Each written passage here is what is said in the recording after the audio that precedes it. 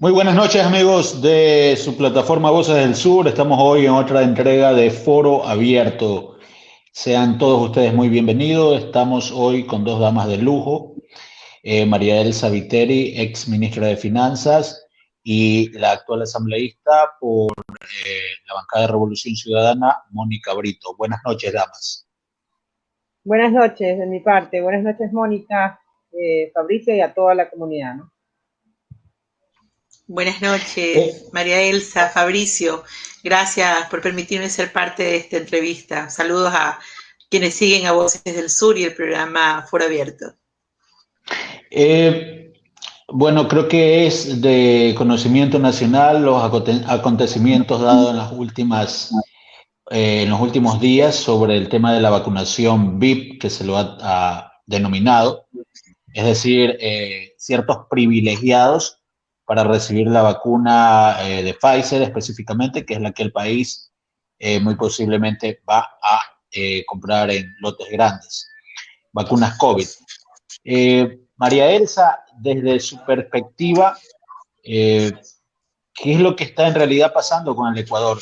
¿Cómo puede haber una situación donde pocas vacunas que han llegado al país se han aprovechado de forma inmoral por personas que aprovechándose pues de su poder los han destinado para un grupo de ecuatorianos que en realidad no le debería tocar todavía?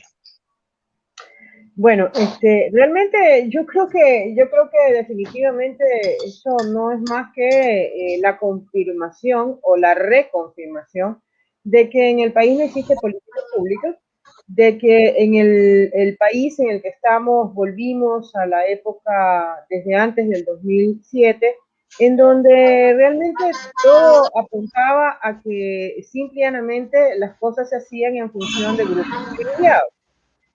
Me parece que es en extremo grave y gravísimo, porque ya no solamente es el hecho de que se han vacunado personas que en todo caso eran de la tercera edad, sino que hoy con el mayor cinismo salen a la luz pública un montón de personas que realmente ni siquiera son parte de ese grupo, porque tú pudieras decir, bueno, la mamá del ministro, no estoy justificando para nada, pero me refiero a que la mamá del ministro está dentro de un grupo vulnerable, ¿sí? Sí, hay un problema de abuso de poder, pero en todo caso, yo realmente me quedo atónita con el cinismo, por ejemplo, de los dos tiktokeros, porque eso sí que ya es el colmo. Entonces, ese tipo de cosas, lo único que hacen ver es que definitivamente en el país no existe política pública. El país es un país en donde las decisiones se toman por privilegios, por simple y sencillamente identificaciones de orden de grupos. ¿Y qué más comprobación? ¿Qué más comprobación que lo que ocurrió con el club Rotario? ¿No? Y fíjate que ahí comienzan una serie de diferencias que aunque no es que estemos politizando el tema, no, no, no, no, no. Es algo que se cae de su peso. Y para mí, el primer comentario que lancé con el tema del Club Rotario y la justificación que se da en términos de decir que gente que ayuda y todo, ¿sabes cuál es el problema? El problema es que mi mente vuela a elementos, a preceptos fundamentales, a premisas fundamentales con los cuales se maneja o se establece la lógica de las decisiones. Y me voy al punto de la definición. ¿Sabes cuál es el principio o el punto de partida en todo esto? La confusión que existe entre beneficencia y solidaridad. Quienes entendemos lo que es una visión colectiva del manejo público, entendemos que lo que se busca es solidaridad. Quienes tienen una visión individualista, quienes tienen una visión de apropiación, es una visión de beneficencia. La beneficencia no debe ser confundida con la solidaridad. La solidaridad es un principio de la política pública. La beneficencia es el deseo de unos cuantos de regalar lo que les sobra. Entonces, Así es. tú ves cómo si hilamos fino, llegamos a los puntos básicos y a los puntos de diferencia entre una visión y otra. Ahora, yo creo, y con esto termino, porque Mónica, me imagino, tendrá muchísimo más que aportar que lo que puedo aportar yo, porque además ella está en la Asamblea Nacional y es un ente que realmente debe de poner muchas cartas en el asunto. Yo creo que definitivamente todas aquellas personas que de alguna manera violentaron esta priorización en función de la mayor exposición, tienen que ser juzgadas penalmente. O sea, porque lo que vimos con los tiktokeros, de encima mofarse del resto y diciendo, bueno, así te quejes, así llores, pero yo ya me vacuné. Eso no puede ser. Y eso debe ser considerado un agravante. Entonces yo creo que todas esas personas, es lo que decimos normalmente, en la corrupción no solamente es el que hace el tema, sino el que propone también. Porque en la propuesta está probablemente el mayor incentivo. Entonces, para mí, ese tipo, aquí en el Ecuador, debe ser juzgado penalmente. La fiscal dijo que iba a, bueno, en el caso de los tiktokeros, por usurpación, me parece, de funciones o de cargo, algo así. Sin embargo, parece que es simplemente un saludo a la bandera. Asambleísta Mónica Brito, el día de hoy se supo o se rumoró de que la orden para entregar el lote de vacunas al Rotary Club había venido de muy arriba, específicamente de la señora vicepresidenta de la República, justamente una nueva administración del ministro de Salud, porque este ministro de Salud creo que no llega a los 10 días todavía de posesionado. Le consulto, ¿hay alguna responsabilidad política de tanto del ministro? Entiendo que no se va a poder probar, de la señora vicepresidenta, porque no hubo nada firmado, fue una orden verbal aparentemente, pero por lo menos en el tema del ministro actual de Salud y el Club Rotary, ¿hay algún tipo de responsabilidad política? La responsabilidad política recae principalmente en quien conduce en estos momentos el país, querido Fabricio, no solamente en autoridades como la vicepresidencia o el ministro de Salud. Coincido con el planteamiento de María Saviteri, lo que ha ocurrido con el proceso de vacunación, de las pocas vacunas que este gobierno ha logrado gestionar para el pueblo ecuatoriano, que no llegan ni al 1.000.000 de vacunas. Esas vacunas han respondido precisamente a los principios con que el gobierno ha conducido el país. El privilegio, el responder y atender primero a las élites antes que al pueblo vulnerable, principalmente a la población de adultos mayores, a los médicos que están en primera línea, para ellos no ha habido respuesta, sino para los grupos privilegiados. Quiero decirles que en la Asamblea Nacional, desde hace más de un mes, hay presentada un planteamiento de juicio político al exministro Ceballos de Salud, precisamente por todos los temas de corrupción y de manejo de privilegios para la aplicación de las vacunas. Ese juicio político no ha podido ser llevado a sustanciación porque una reforma reciente de la Ley Orgánica de la Función Legislativa nos impide a la Comisión de Fiscalización sustanciar más de un juicio político al mismo tiempo en la comisión, cosa que es un despropósito, porque los casos, por ejemplo, de corrupción en el gobierno no nos dan tregua y los tiempos avanzan y cada vez y cuando se presentan nuevos indicios de corrupción en un tema tan sensible como la salud pública, en un tema que ha sido tan golpeado y totalmente abandonado por este gobierno. Hace pocas horas la Fiscalía acaba de allanar un hospital de Quito precisamente por el tema de las listas de vacunados dentro del manejo de influencias, de abuso de poder de las autoridades de salud y este planteamiento o presunto involucramiento de la vicepresidenta en las listas de vacunados vinculados al Club Rotario. Creo que es importante comprender que esa es la política que rige la administración del país, la de los privilegios, la del abandono al pueblo ecuatoriano, y contra eso tenemos que pronunciarnos los ciudadanos. Tenemos que usar todos los canales para denunciar, para exigir, para demandar justicia.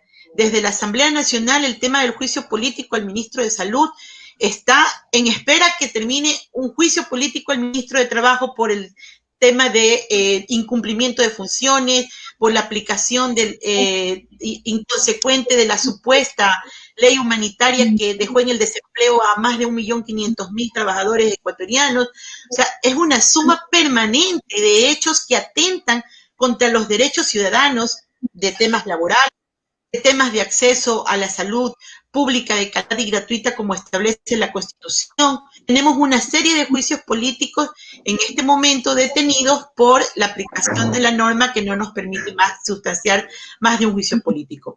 Pero eso no quita que estén allí esos hechos de corrupción. Principalmente quiero hacer hincapié de que la justicia por oficio ya debería actuar frente a esta serie de denuncias de tráfico de influencia, de aplicación de privilegios, de que las vacunas no vayan destinadas a los grupos prioritarios que deben ser atendidos.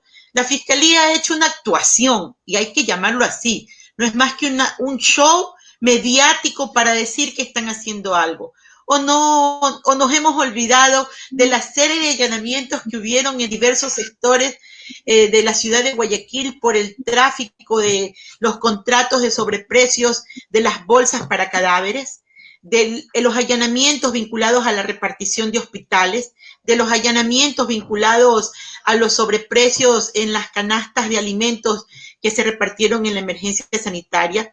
¿Quién ha dado respuesta? ¿Dónde está la respuesta de la justicia frente a esos allanamientos y a esos detenidos que son protegidos del actual gobierno? Creo que es importante allí un refrescamiento de la memoria a nuestro pueblo para decidir claramente el destino del país en el próximo 11 de abril, sin necesidad de hacer politizar o partidizar esto. Creo que es un llamado importante a los ciudadanos a comprender que hoy estamos en el abandono. No tenemos política pública ni de salud, ni de educación, ni de empleo, ni de economía. El tema más sensible, la salud, de el eje o de los principios que tiene el gobierno, el del abandono del pueblo, el de desconocer derechos.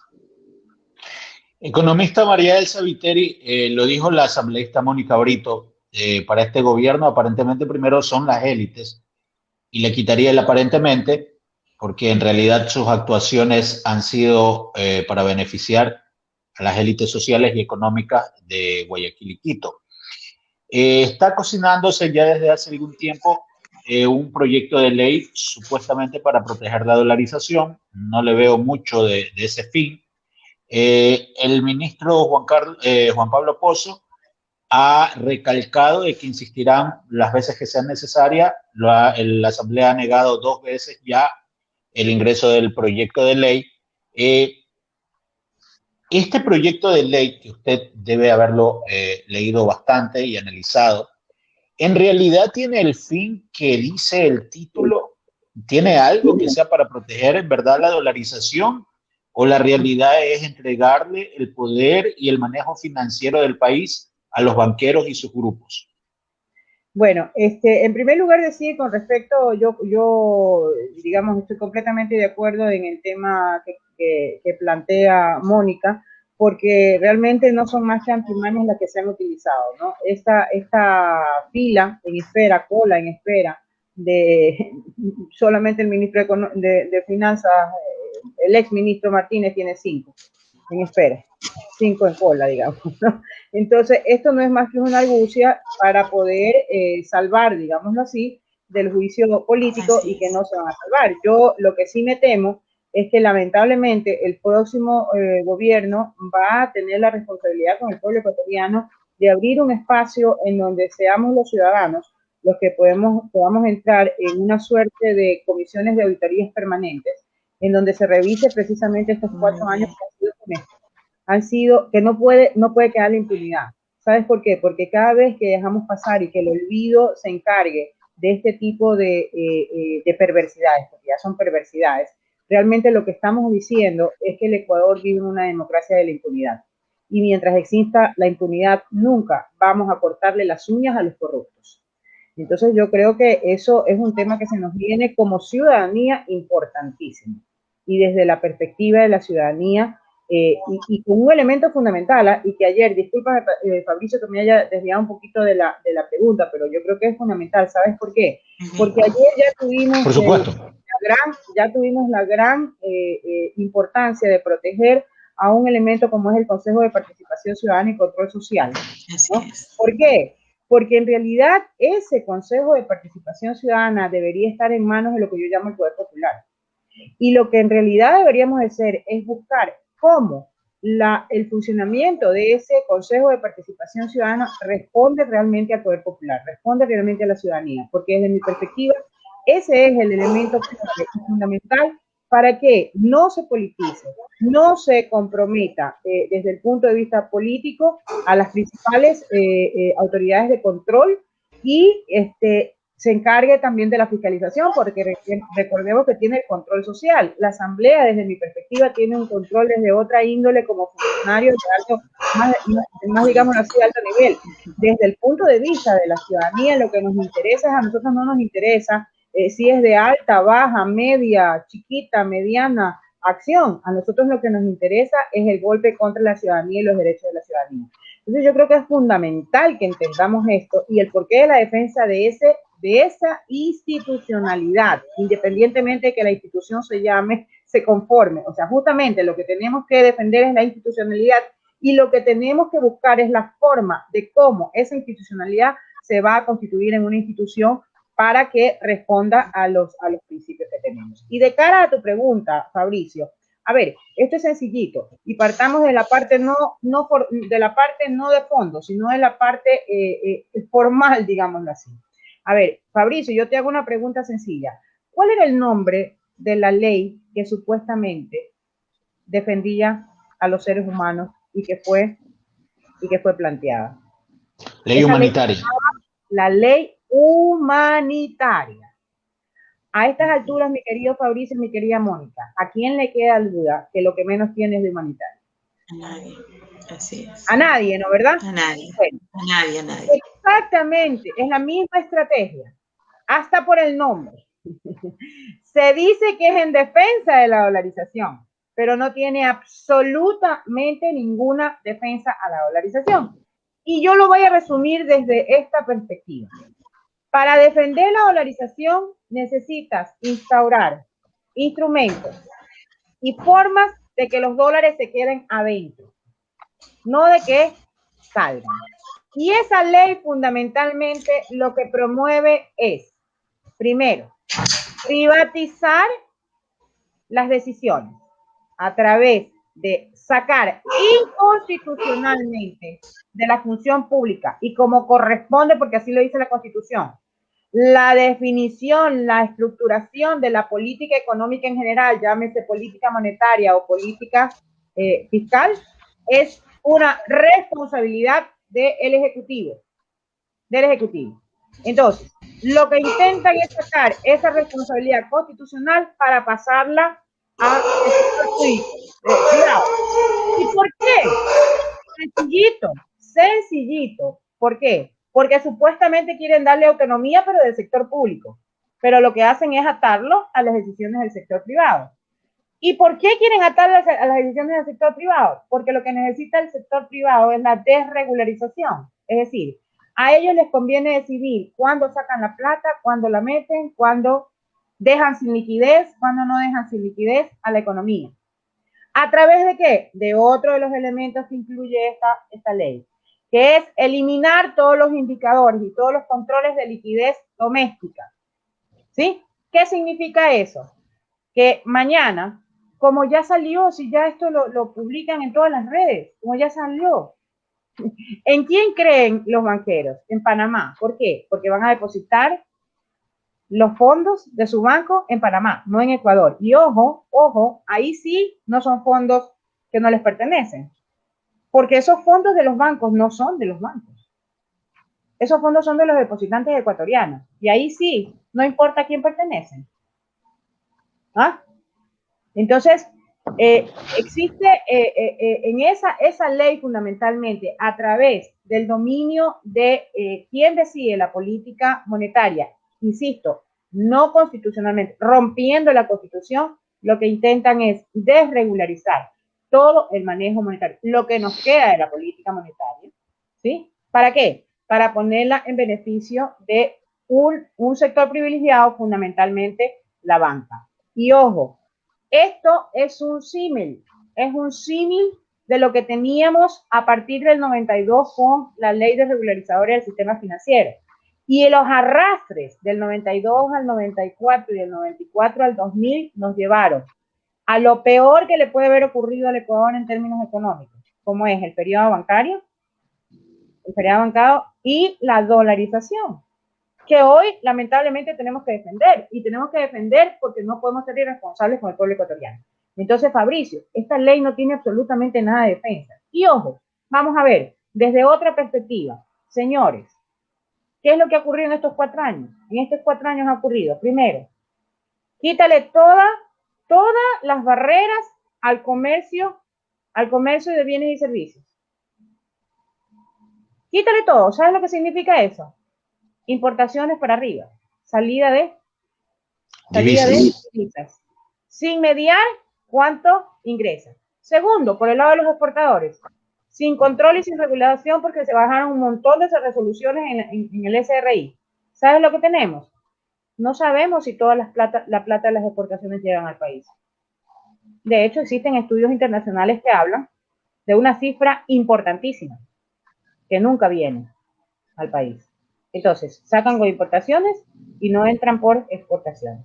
Tercero, al eliminar los controles en el sistema financiero, aún la liquidez que tiene se va a depósitos en paraísos fiscales. Pero ojo, el problema es que cuando tú presionas a la economía por falta de liquidez y se necesita liquidez, ¿sabes a lo que te obligan? A lo que te obligan es a los préstamos con el exterior, a endeudarte más externamente.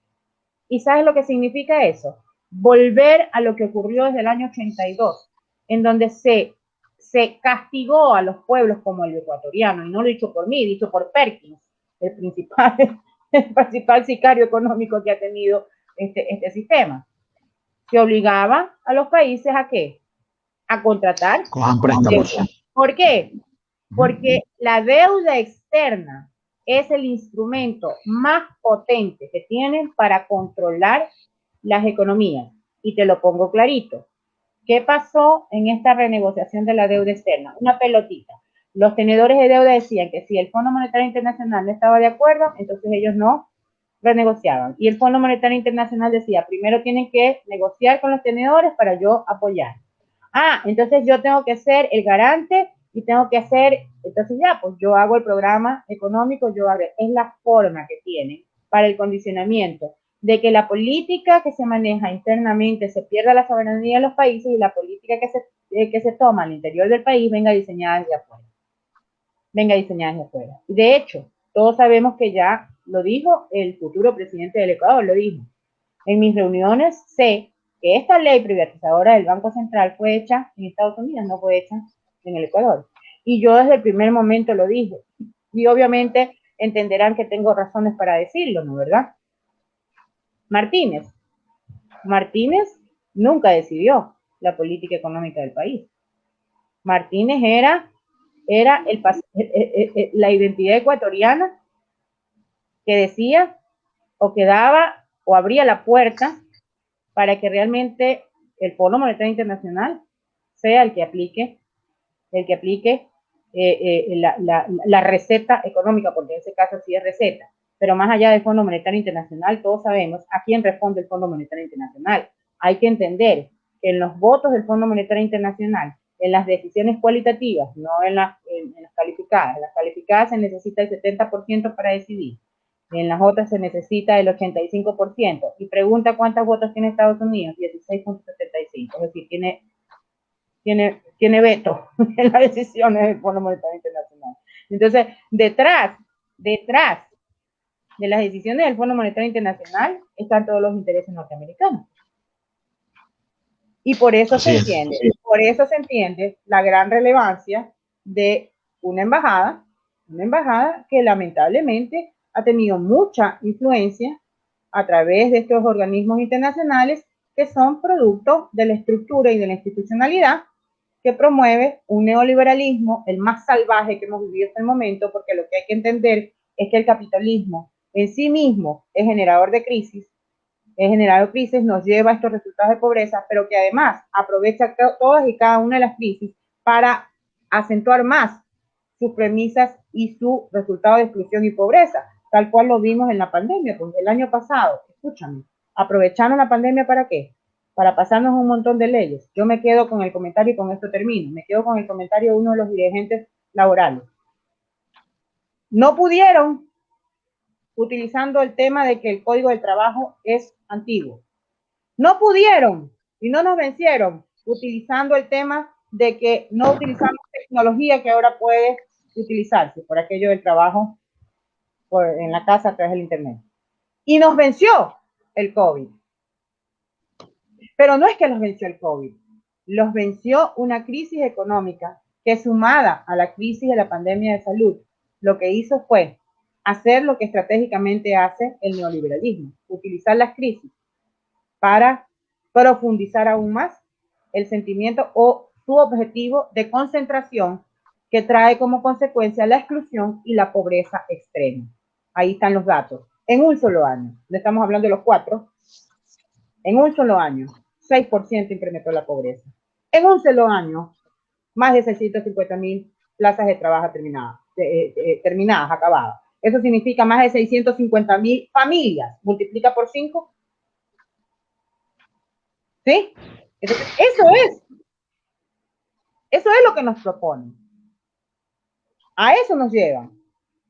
Mira cómo, a partir de esta ley titulada mentirosamente, llegamos al punto de la explicación de por qué tenemos 650,000 empleos terminados y por qué tenemos en un año 6% de incremento de pobreza. Asambleísta Brito, muchas gracias, economista María Elsa. Asambleísta Brito, ley de supuesta protección para la dolarización, ley humanitaria. Ayer un nuevo intento de mandar abajo el Consejo de Participación Ciudadana y Control Social, y otras cosas que se están quedando. De hecho, están vendiendo el telégrafo, al apuro lo están vendiendo. ¿En qué va a terminar todo esto? Le quedan pocos meses, hasta mayo 24, al gobierno de Lenín Moreno, pero parece que se ha esmerado en hacer más rápido todo lo malo que ha estado haciendo durante este tiempo. ¿En qué puede terminar el Ecuador desde el punto de vista de las leyes que está tratando de impulsar este señor hasta el final de sus días de mandato? Quiero retomar las palabras de María Elsa con respecto al neoliberalismo salvaje, el más salvaje y destructivo que hemos visto en las últimas décadas. Definitivamente es inclemente, es indolente, es un atentado a la vida el haber aprovechado como excusa la pandemia para golpear las conquistas laborales de los trabajadores, como ya lo dijo María Elsa. Eso fue nada frente a todo el abandono y la desidia del gobierno frente a más de 30,000 muertes por pandemia, y que en medio de esa crisis sanitaria y también económica decidieran mirar para otro lado y pagar por adelantado deuda externa. Esas son las características de quienes nos gobiernan, y por lo tanto lo que estamos viendo en estos ya prácticamente 2 últimos meses de gobierno tiene que ver con el cierre con broche de oro de lo que han sido estos 4 años de abandono, de golpear todo lo posible los derechos ciudadanos para reconquistar los privilegios que tenían las élites en décadas anteriores. Esto es lo que estamos viviendo. Ayer la Asamblea logró detener el paso de un proyecto de reformas constitucionales que tenían 3 ejes específicos. El primero, como también lo planteaba María Elsa, desaparecer el Consejo de Participación Ciudadana, golpeando y afectando y vulnerando la posibilidad cierta del control social, de la participación de los ciudadanos en los temas de lo público, de poder tener una instancia ciudadana de vigilancia frente al rol que tiene el Estado de garantizar derechos y garantizar política pública. Pero no solo eso, otro de los elementos en la desaparición, en la propuesta de desaparecer este Consejo de Participación, es recuperar precisamente ese espacio de negociación, entre comillas, a través del hombre del maletín que tenía en la Asamblea en décadas anteriores, de poner autoridades de control. Que vuelva la posibilidad de que la Asamblea sea las que, sin ningún concurso de méritos y oposición, sin control ciudadano, sin el control de la veeduría ciudadana, el control social, poner nuevamente las autoridades de control en este país. Otro tema planteado en estas reformas constitucionales es la independencia absoluta de la Fiscalía General del Estado como un ente autónomo, que no tenga el control del Consejo o de la función judicial en nuestro país. ¿Para qué? Precisamente para perfilar y mejorar ese instrumento de persecución en el que han convertido a la Fiscalía General del Estado. Y no precisamente para perseguir delitos, sino para perseguir personas, para perseguir liderazgo y condenar ideologías. Otro tema, la construcción o la conformación de una nueva Asamblea Nacional que plantee la bicameralidad, un Senado y una Cámara Baja, donde la Cámara Baja represente y haga el trabajo de carpintería, por decirlo de alguna manera, en la Asamblea, como lo ven las élites, y un Senado que decida los temas complejos, los temas donde se mueven recursos, donde se define el presupuesto general del Estado, donde se definen las leyes en materia económica, en materia tributaria. Eso es lo que nos proponían estas reformas constitucionales que ayer mayoritariamente la Asamblea dijo no. Creo que esto da muestra del nuevo escenario que se está configurando en estos últimos meses, donde hay un intento de las élites que gobiernan y que manejan los hilos del poder desde el Ejecutivo de dejar en nada el país. Esta propuesta de una ley de, entre comillas, nuevamente, fortalecimiento y cuidado de la dolarización, que no es más que una ley que pretende privatizar el Banco Central de tal manera de que sean estas élites económicas de los banqueros, de los grandes empresarios evasores de impuestos, quienes controlen los fondos, las reservas monetarias del Estado ecuatoriano. Esta ley es la segunda vez que se presenta desde el Ejecutivo a la Asamblea Nacional. Y por segunda ocasión, el CAL, el Consejo de Administración Legislativa, al analizar la ley para que proceda su estudio en alguna determinada comisión, rechaza por inconstitucionalidad esta propuesta de ley. Nos sorprende a los legisladores, créanme, nunca antes habíamos visto cosa como esta, que por segunda ocasión se rechaza el proyecto de ley y el señor presidente de la Asamblea decide, respondiendo a los intereses del gobierno y de quienes mueven el gobierno, desde el norte también del continente, plantea la conformación de una mesa técnica para discutir la ley y para que por tercera ocasión esta sea enviada al legislativo. Esa mesa técnica está compuesta por representantes de la Asamblea y por representantes del Ejecutivo. O sea, vamos a darle, realizando el trabajo al Ejecutivo para que la ley esté perfecta, sin ningún problema de inconstitucionalidad, y pretendan en los pocos días que le queda al gobierno decidir la política económica del futuro gobierno del país. Un gobierno que lo único que ha demostrado es absoluta indolencia y desprecio por la vida, abandono a su pueblo. No puede dejar definiendo el destino económico del país. No tiene ni calidad moral, ni calidad política, ni siquiera tiene capacidad operativa para definir algo tan importante como el destino económico de nuestro país. Esa es la situación que vivimos. Pero hay una asamblea que está tratando, en el caso de la bancada de la Revolución Ciudadana, impulsar precisamente el detener este tipo de leguleyadas y mañoserías que llegan a la Asamblea Nacional, tratando desde mantener lo poco que queda del país, lo poco que queda en materia económica, lo poco que queda en cuanto a política pública vinculada al área social, al área vinculada al tema de atención precisamente de grupos prioritarios. Creo que es nuestra tarea como legisladores, hasta el último minuto, oponernos a cualquier ley que atente contra los derechos ciudadanos, que atente contra la estructura del Estado. No podemos, entre los apuros que tiene el gobierno para dejar completando la tarea de los organismos internacionales de crédito y de quienes controlan la política económica en el continente, dejar configurada una ley que les permita hacer y deshacer en cuanto a materia económica en el futuro. Creo que ese es el escenario que tenemos y aquí hay disposición de los asambleístas de la bancada de la Revolución Ciudadana por detener y lograr los acuerdos que se puedan en el ámbito del legislativo para detener estas intenciones.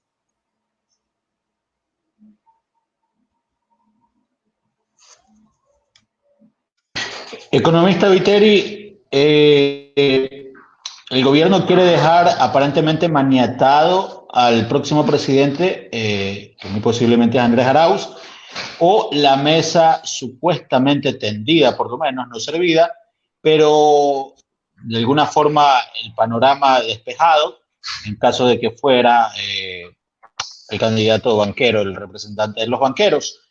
Le pregunto, ¿cuál es el verdadero panorama al que se va a enfrentar el próximo presidente de los ecuatorianos?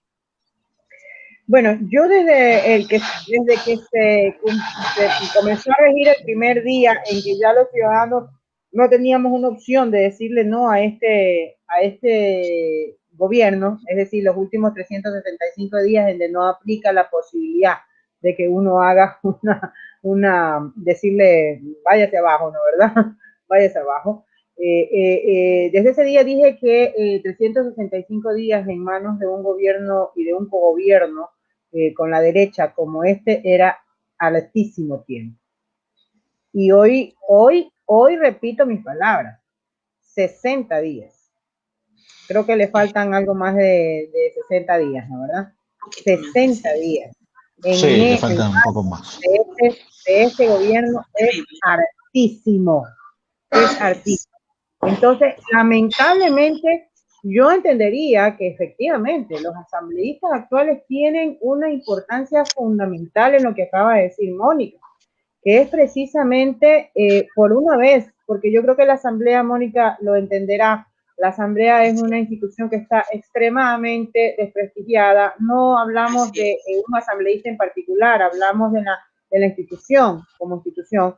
Entonces yo creo que, y eso ha venido un deterioro porque se perdió todo el trabajo que en algún momento se había hecho de recuperación de la credibilidad por parte del pueblo ecuatoriano en todas las instituciones democráticas, desde el ejecutivo, pasando por el legislativo y llegando al judicial, ¿no? ¿Verdad?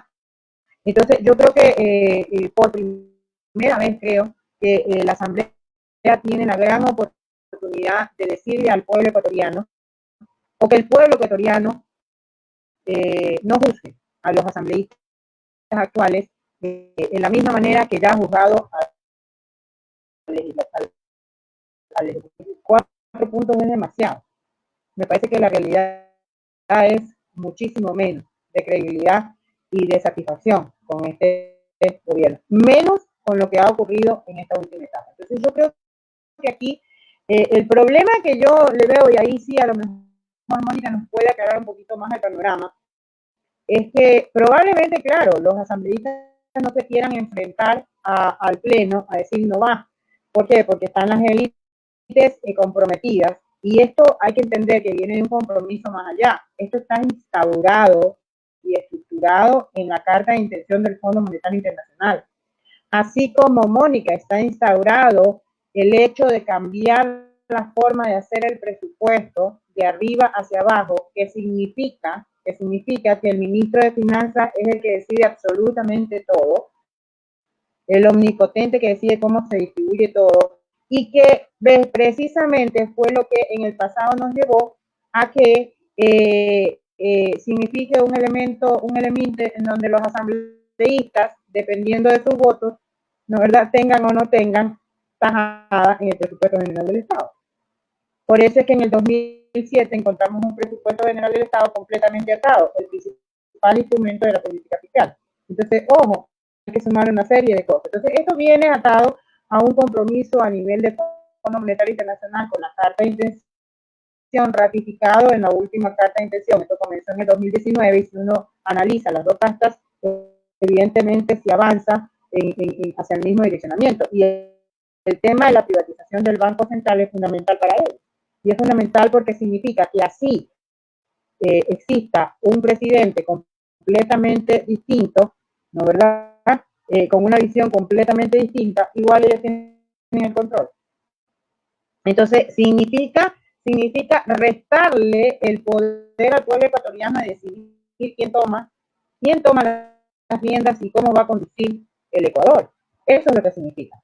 Y entonces ahí viene mi duda, y tal vez Mónica nos lo pueda aclarar mejor, porque el tema es que teniendo un poco más de 60 días, todavía entiendo no se ha presentado la tercera opción. Y ojo, no es la segunda vez que se rechaza específicamente, pero recordemos que hubo una primera en esa ley enorme que mandaron, no pasó precisamente por las revueltas y demás, y que la transformaron y finalmente en diciembre mandaron una solamente de orden tributario, ¿no, verdad? Recordemos que ya estaba todo esto en esa ley. Entonces, cuando se archiva esa ley enorme, esa ley Crowley que también se le dijo, esa ley enorme, ya se archivó la parte del Banco Central del Ecuador. Hoy estamos archivando por segunda vez, o se rechazó por segunda vez, el tema específico del Banco Central. ¿Sí? Entonces, a mí me queda una duda, porque si, aunque todavía no se haya metido, realmente las leyes urgentes se tienen que resolver en 30 días, si no pasan por el beneficio de la ley. Y entonces aquí, cuidado, porque aquí lo que habría que tener en cuenta y lo que habría que apelar es que si ya la correlación de fuerzas en la Asamblea indica que han tenido un poco de sensibilidad con el pueblo ecuatoriano, a no dejar pasar barbaridades, ¿no? ¿Verdad? Cuidado precisamente, qué sé yo, pues, las acciones del presidente y todo, por descuido, no se llega a tomar la decisión y se pasan los 30 días, porque desde mi perspectiva, la única forma en que esta ley tendría la manera de ser, de pasar, sería por esa vía, porque me parece que la correlación de fuerzas no está dada y porque me parece que frente a la inminencia, digámoslo de esta manera, yo soy así, a rey muerto, rey puesto. Y recordemos, y aquí a la gente hay que hacerle notar esto. Lo que está pasando en Bolivia no es casualidad. Cuidado, cuando veas a tu vecino hacer la barba, pon las tuyas en remojo.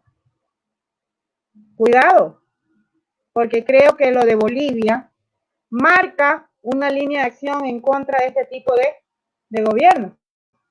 Entonces, desde mi perspectiva, yo le temería muchísimo más a los manejos y a los artilugios para que esta ley inclusive pase hasta por descuido o por incumplimiento de formalidades, antes por el racional rechazo y el archivo, como debería de ser, porque hasta el momento lo que hemos tenido es que nunca ha pasado, pero donde llega a pasar, ahí a los penales Mónica nos aclara más el tema, donde llega a pasar, corremos el riesgo de que una infortunada, como ya lo he demostrado, incapacidad del propio presidente de la Asamblea pueda ocasionar una barbaridad de esta índole. Yo no sé cómo se manejan esas cosas a nivel de eso, pero en todo caso yo lo único que sé es que vientos nuevos soplan en América y vientos de justicia vienen.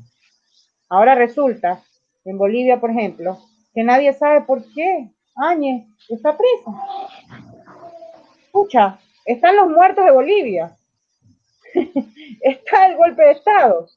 Ahora resulta que toda América se sorprende porque Bolivia va a enjuiciar a, ¿cómo se llama el de la OEA? Almagro. Pero ¿qué más podemos esperar? Si esto no solamente toca a los países y este tipo de abusos, corrupción, porque esto es corrupción, no solamente toca a la institucionalidad neoliberal y a la institucionalidad al interior de los países.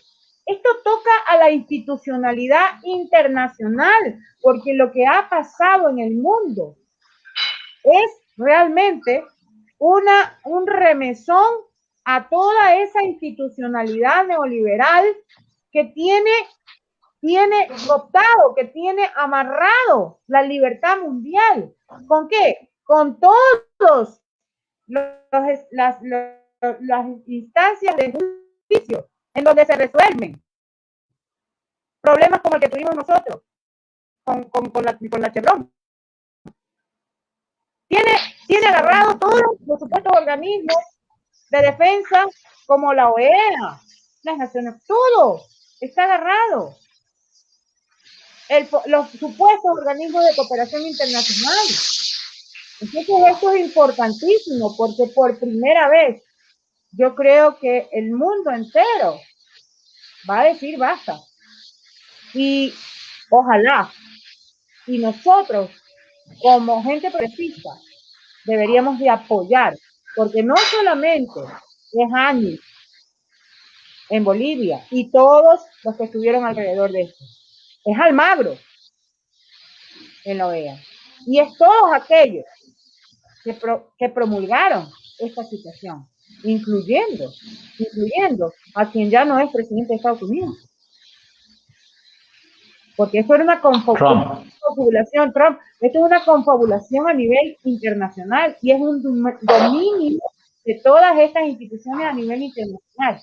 Entonces, yo de alguna manera creo que en el caso de Ecuador y con pasar estos 2 meses, realmente lo que debería ocurrir o lo que debería de entenderse es que la Asamblea Nacional,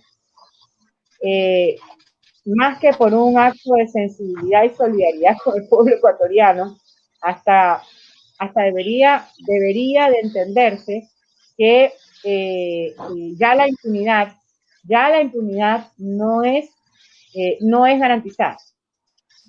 Yo creo que lo que hay que entender es que hemos comenzado a establecer que el principal problema que tenemos para que estos ciclos se repitan frecuentemente es la impunidad.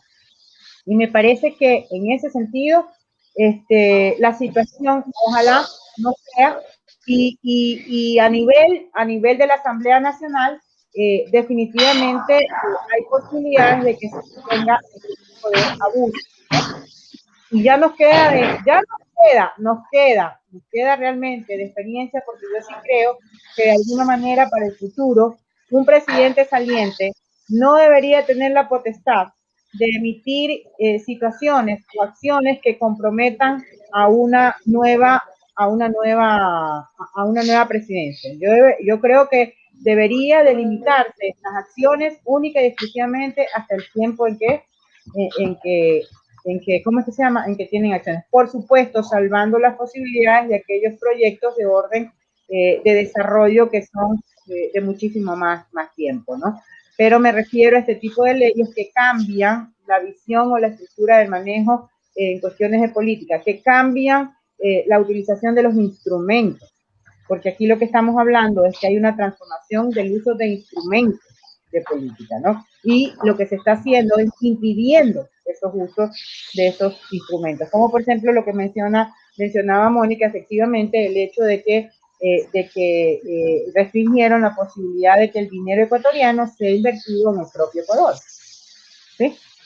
Eso en definitiva significa cuando el Banco Central no puede prestarle plata a las instituciones públicas y lo obliga a salir a buscar afuera, pero la plata, pero sí puede en determinado momento prestársela a los banqueros, ¿verdad?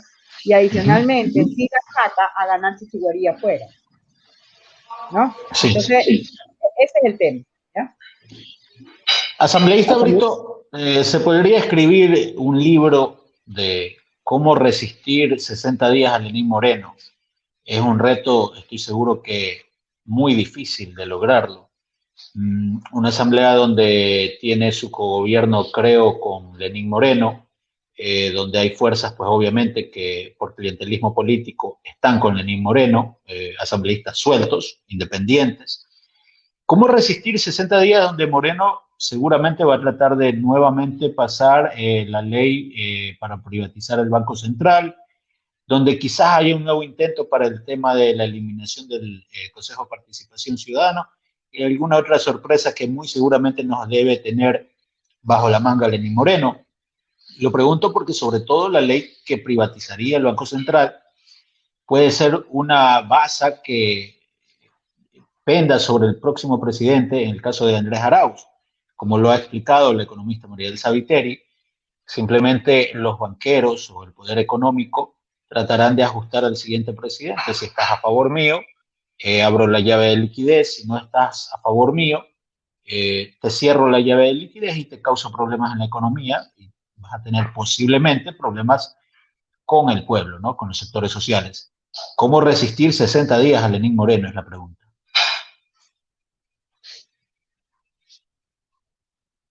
El audio.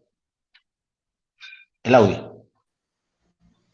Compleja pregunta, Fabricio. Hemos resistido 4 años con los efectos que ya la sociedad ecuatoriana ha podido ver de la devastación absoluta del Estado de Derechos que este pueblo le ha sido negado en estos 4 años. Estos 60 días, un poco más de 60 días, 67 aproximadamente, son cruciales porque nos enfrentamos a la desesperación de quien representa precisamente este neoliberalismo salvaje, como lo calificaba María Elsa. No es Moreno, Moreno es solamente el instrumento, el que está allí operando, quienes mueven los hilos del poder, es quien hoy pretende ser electo presidente, uno de los actores que representa precisamente un sector importante de esas élites que nos oprimen, como es el banquero. Los organismos internacionales de créditos, de todo lo que conocemos como quienes hemos sido formados en la política de izquierda, el imperialismo, son ellos los que están detrás de todas estas actuaciones finales, que están tratando de dar el golpe final en nuestro país después de estos 4 años de permanente golpe al pueblo ecuatoriano. Creo que la asamblea, más allá del planteamiento que hacía María Elsa, con el cual concuerdo, es una asamblea de la vergüenza. Nosotros estamos allí resistiendo estos 4 años, somos un bloque de minoría, que pese a ser bloque de minoría hemos logrado parar algunos temas importantes, otros se nos han escapado de la mano, precisamente no por la actuación política de la bancada, sino por los intereses y la forma en que se ha movido esta asamblea, comprando a esos actores en función de los diversos intereses que tienen los grupos que nos gobiernan. Esos escenarios que tenemos frente a esta preocupante ley de privatización del Banco Central son varios, entre ellos la posibilidad de que la ley se presente, de que la comisión no llegue a término presentando un informe final para segundo debate y que finalmente no pase a votación en el Pleno y esta ley pueda pasar a través del Ministerio de la Ley, es uno de los escenarios. Seguramente intentarán algo como esto. Otro posible escenario es que muevan las chequeras. No creo que les queden ya hospitales por repartir, pero algo tendrán para repartir de lo poco que queda como país. Seguramente pondrán a operar nuevamente la repartición del Estado ecuatoriano. Otro escenario es conseguir la votación para un archivo de esa ley. Creo que hay un elemento importante más allá de todo el rechazo que tiene o la falta de credibilidad que tiene la Asamblea en el pueblo ecuatoriano, que no hace diferencia muchas veces, y dice la Asamblea, coincidimos en que una Asamblea que le queda debiendo, que le ha restado derechos al pueblo ecuatoriano, han tenido la mayoría para poder aprobar todas esas leyes atroces en contra de los ciudadanos y de las conquistas generadas a lo largo de la historia, pero es importante hacer una lectura del escenario al final de estos últimos días de gobierno. Y es que precisamente ya hay muchos asambleístas pensando en el futuro gobierno, que seguramente será un gobierno progresista y donde tendrán que rendir cuentas no al gobierno, sino a la justicia, y a la justicia también en el ámbito internacional, por las diversas demandas que tienen actores vinculados a este gobierno. Creo que en este momento cada asambleísta en alguna medida estará meditando su voto, no solamente por el juzgamiento de la historia y del pueblo ecuatoriano, sino también por el juzgamiento de los organismos vinculados a dictar justicia. Creo que ese es un elemento potente que debemos manejar la bancada de la Revolución Ciudadana para poder llamar a lo poco que quede de sensibilidad en esos actores que hace pocos meses atrás votaron por una ley humanitaria, esos actores que hace un año atrás votaron por la ley de fortalecimiento del selectivo que que la condonación de evasores de impuestos. Creo que hay que apelar al algún sentido mínimo de humanidad que quede en esos legisladores que fueron los responsables de la debacle económica que vive el pueblo ecuatoriano, pero que al quedarnos tan pocos días para el gobierno y para el cierre de la asamblea van a pensar muy bien su voto, porque hay un pueblo que los está mirando y que no va a ser inclemente al momento de juzgarlos cuando recuperemos la posibilidad de que haya una justicia que cumpla con su rol de perseguir delitos y no personas, como ha sido el caso en estos 4 años. Creo que esos son los escenarios que tenemos como asamblea. Nosotros, y cuando hablo de nosotros, hablo de la bancada de la Revolución Ciudadana, seguiremos resistiendo estos últimos 60 días al gobierno de la traición a los intereses del pueblo, al gobierno del abandono, y yo no tengo ningún temor en decirlo, al gobierno de la muerte. Este gobierno ha sido un gobierno de muerte y desolación, y contra eso seguiremos resistiendo el tiempo que toque resistir. Ahí estaremos. Asambleísta, muchas gracias. José Luis Patiño Santana nos pregunta que en caso de aprobar la ley de protección, de supuesta protección a la dolarización, si se puede revocar la misma. Él plantea que mediante una consulta popular, pero entiendo que la pregunta es si se la podría revocar o mandar abajo.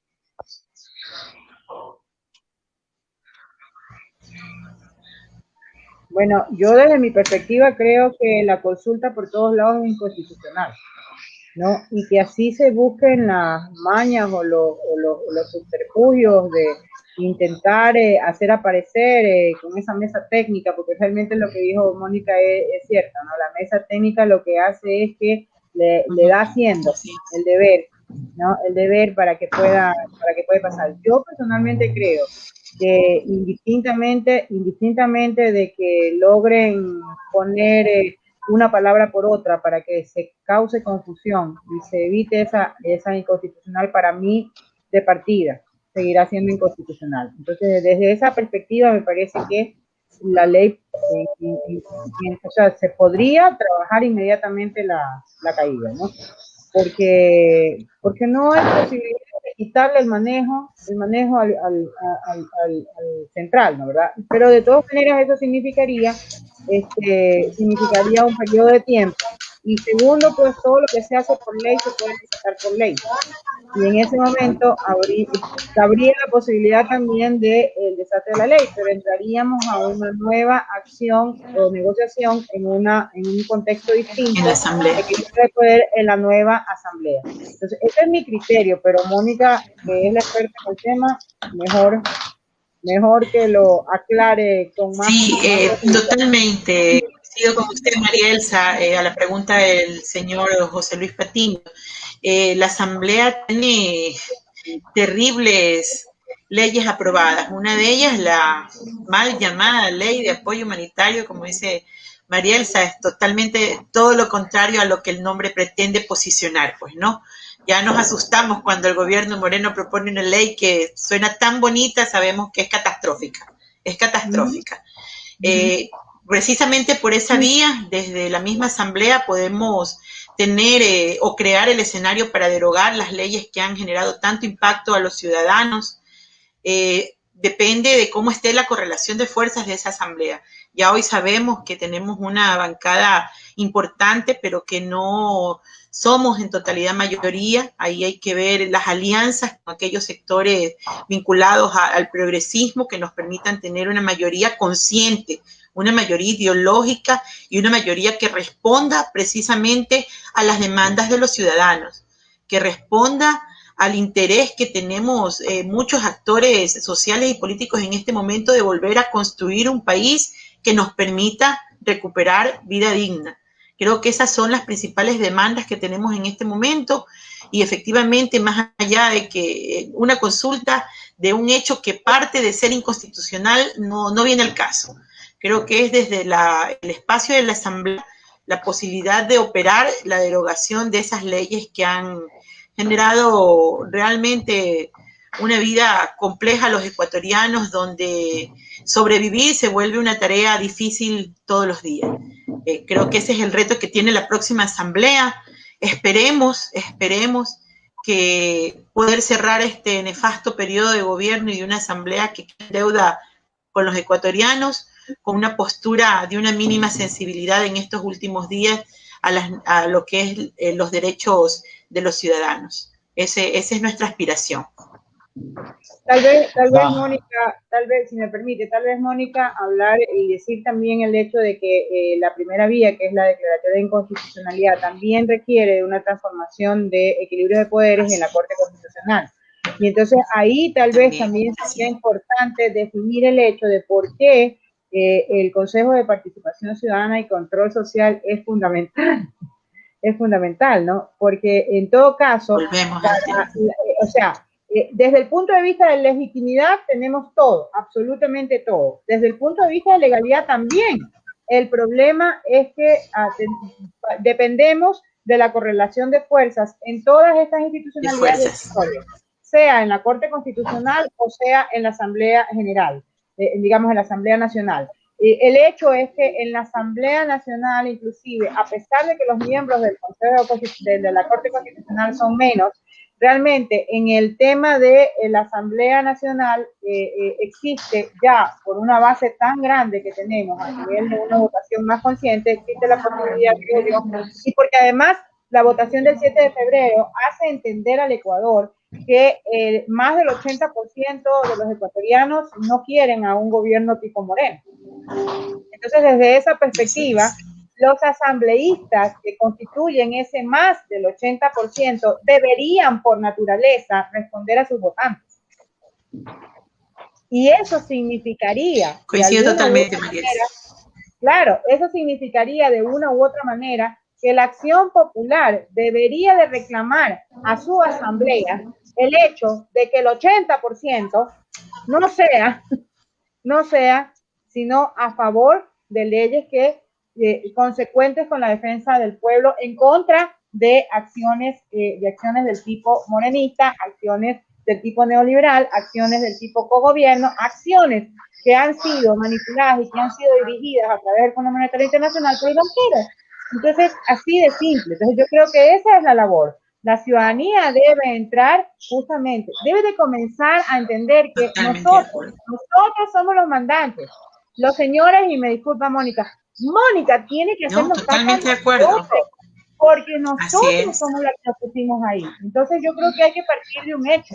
La ciudadanía tiene que ser consciente de que, ok, está bien, la Revolución Ciudadana tiene 50 votos, tiene, digamos, porque estamos hablando que ahí se decidió la asamblea, tiene 50 votos, ¿no? ¿Verdad? Que le faltan para el 70%, pero tiene muchísimos más en términos del rechazo a la política o a la idea que significa el plantear una ley como la que están planteando, así como a todas aquellas que plantearon y que deben de revertirse. Entonces yo creo que es simple. Ahí está la decisión. Ahí está el reclamo de la ciudadanía. Porque lo que tenemos que entender es que el 7 de febrero el Ecuador dio una bofetada a los únicos que se declararon neoliberales, porque el resto fueron tapiñados como candidatos,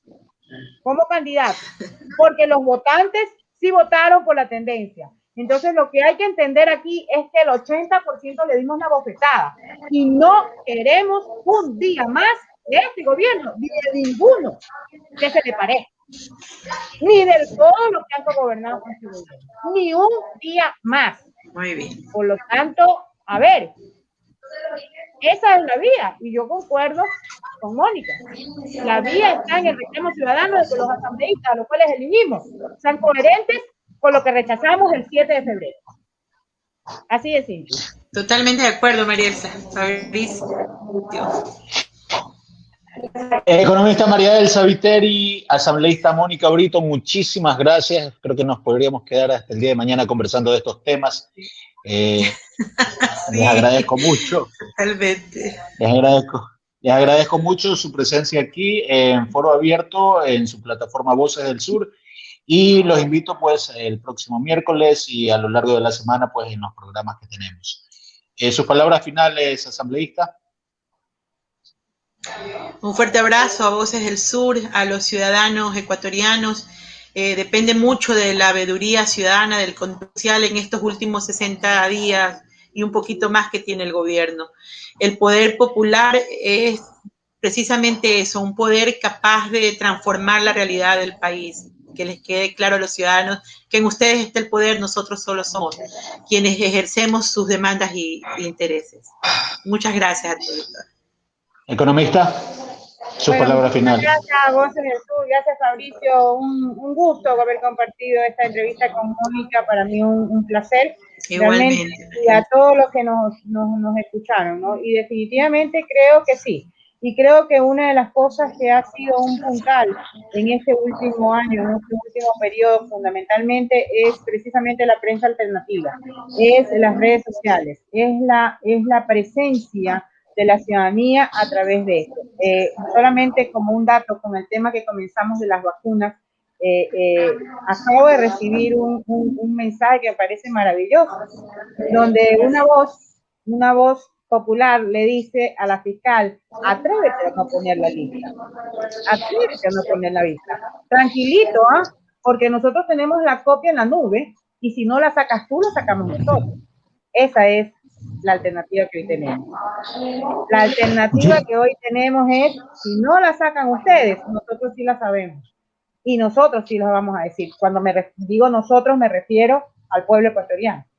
Entonces yo creo que hoy realmente, y fíjate que solamente unos minutos, yo sé que ya estamos por cortar, pero solamente unos minutos, fíjate que una de las cosas más interesantes que habría que analizar es el hecho de que la ciudadanía le dio con guante blanco a una de las estrategias más fuertes del neoliberalismo, que es hacer pensar y provocar la violencia en el pueblo. ¿Para qué? Para hacer pensar al mundo entero que necesitamos de alguien que venga a controlar estos salvajes que lo resuelven todo con la violencia. Y el pueblo ecuatoriano les dio una cachetada con guantes blancos. Un pueblo que esperó y que ha rogado en las colas por votar. Ha hecho las cosas como debe, por el medio democrático. Y no se dejó embaucar por la violencia, para entonces sí dar paso a una injerencia internacional que la quisieron hacer de otra manera. Entonces, es importante todas esas cosas, Fabricio. Así que muchísimas gracias. Esas son mis palabras finales. Muchas gracias, damas. Ha sido un honor para mí y están invitadas para una próxima ocasión. Muy buenas noches a todos. Muchas gracias, Fabricio.